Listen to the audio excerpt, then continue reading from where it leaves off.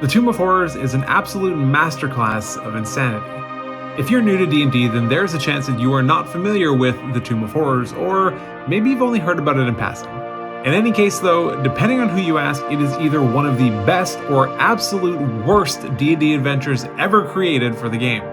Dungeon Magazine ranked it as the third greatest D&D adventure of all time in 2004, but Jacob from XP to Level 3 pretty famously hates it and even released his own modified version of it to make it at least somewhat fun. But no matter who you ask, it's likely that most would agree that the dungeon is completely insane, incredible, and utter trash all at the same time. So come with me on a journey for the next 10 minutes or so as we dive down the rabbit hole that is the Tomb of Horrors. Oh, and if you're one of my players in my campaign, stop watching right now. The Tomb of Horrors was written by Gary Gygax, one of the original creators of Dungeons & Dragons, for the Origins 1 convention in 1975. In a pretty stark contrast to the way that most D&D adventures are created nowadays, the Tomb of Horrors was essentially built to kill player characters. To quote Gygax, "There were several very expert players in my campaign, and this was meant as yet another challenge to their skill, and so that he was ready for those players who boasted of having mighty PCs able to best any challenge offered by the AD&D game." To be clear, when Gygax is referring to challenging the skill of his expert players, he literally means just that. To challenge the players, not the characters. This principle runs contrary to what seems to be the guiding light of Dungeons & Dragons today, but this was actually something of a feature of this module. The interesting, if you can call it that thing, about the Tomb of Horrors is that it almost doesn't matter what level you are when you play it. Sure, having a higher level character might help, but this isn't really a dungeon that has a heavy focus on combat. It is almost entirely about the players themselves guessing what the most convoluted and complicated way to accomplish a menial task would be, and then still ultimately end up dying as a result. The version I will largely be focusing on today is the re-release that came out in 2017 with Tales from the Yawning Portal, because honestly, the original is incredibly difficult to read, and I think more people would be interested in the 5e version anyway. However, in preparation, I did actually read through the original version, and AD&D definitely had some interesting quirks and features that made this dungeon even more ridiculous, so I might mention some of those when appropriate. What makes this dungeon so brutal is that players are unceremoniously and constantly punished for doing the exact thing that they would need to do to complete it. Experiment. Nothing is obvious. In fact, most puzzles are so cryptic that they are next to impossible to actually figure out, so the only thing to do is randomly guess, which in most cases leaves you dead or naked back at the start of the dungeon, which is arguably worse. But let's look at a few examples. First off, if you manage to find your way in, which is a challenge in and of itself, the first room will greet you with many perils. My favorite of which is a mouth trap at the south end of the hall, which actually has a path leading directly to it. When approached, the description is as follows.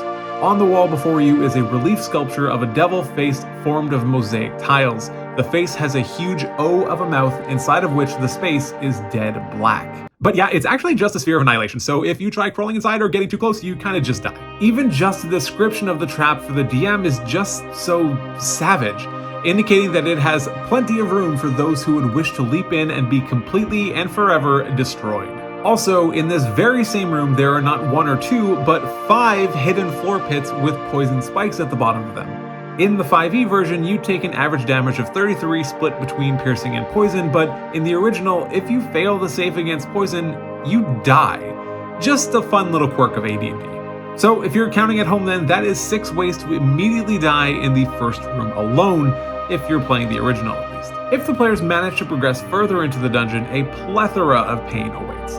They are subjected to rooms that have a seesaw-like floor, falling steamrollers, multiple portals that will send them back to the start of the dungeon without any of their gear, and the one that I think is probably just the rudest of all of them is a room that has a thick silver mist with delicate streamers of gold.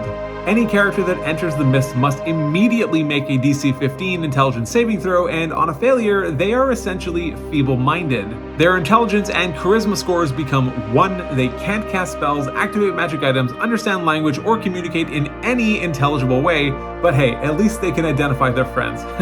I was getting worried there for a second. And oh yeah, the effect lasts until they leave the dungeon. But the ridiculousness of the Tomb of Horrors doesn't actually even end there though. One of the rooms in the dungeon is a false crypt. Upon entry, the characters are greeted by webbing so thick that it can only be broken by magical means or a wish spell. Yes, I am serious. They then proceed to encounter a lich, which is actually a greater zombie. Once it has been defeated, the room immediately begins to shake and stones will fall from the ceiling, dust will billow up from the stairs, really selling that something extremely dire is about to happen.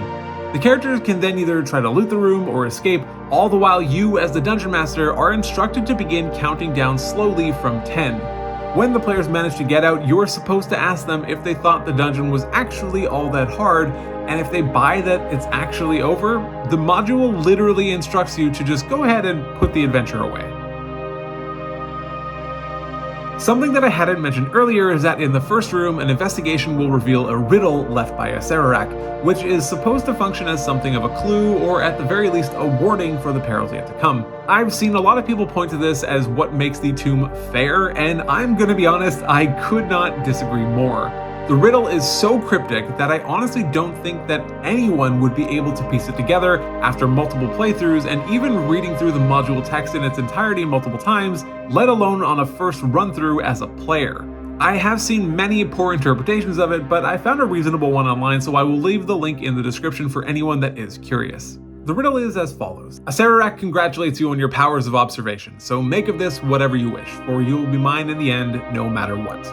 Go back to the Tormentor or through the Arch, and the second Great Hall you'll discover. Shun green if you can, but night's good color is for those of great valor. If shades of red stand for blood, the wise will not need sacrifice aught but a loop of magical metal. You're well along your march. 2 pits along the way will be found to lead to a fortuitous fall, so check the wall. These keys and those are most important of all, and beware the trembling hands and what will maul.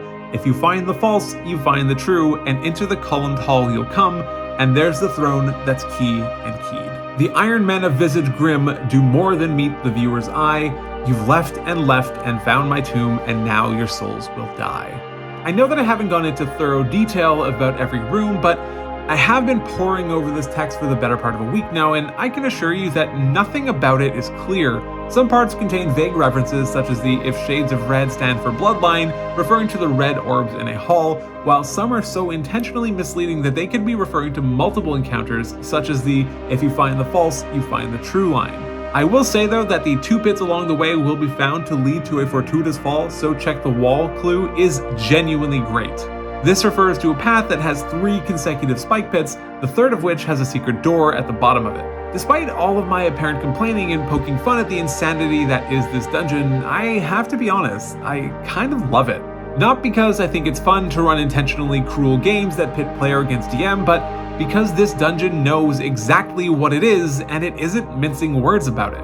The Tomb of Horrors is designed to kill characters and challenge players in a way that they probably aren't very used to being challenged in D&D, especially not in 5th edition, and I think that has some real value to it. If you're considering running this module with your group, I would highly suggest being very open and transparent about what this module is and isn't, so that everyone can be prepared mentally for what it is that they're about to experience.